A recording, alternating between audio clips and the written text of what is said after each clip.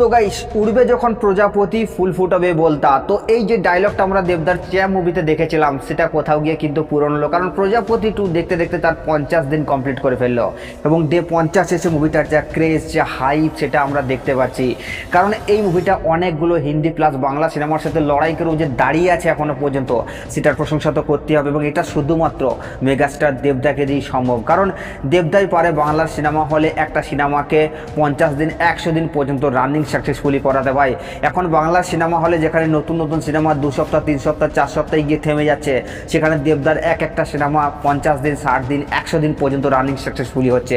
এটাকেই বলে ভাই একটা স্টারের পাওয়ার।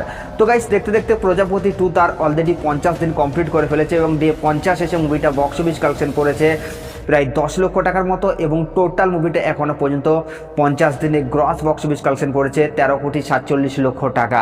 তো গাইস, দেবদার মুভি প্রজাপতি 2 এর এই বক্স অফিস কালেকশন নিয়ে আপনাদের কি মতামত, আপনারা নিচের কমেন্টে অবশ্যই জানাবেন, কারণ আপনাদের মতামত জানা আমাদের জন্য অবশ্যই জরুরি। আর এই সাবস্ক্রাইব করে দাও নেক্সট ভিডিওর জন্য।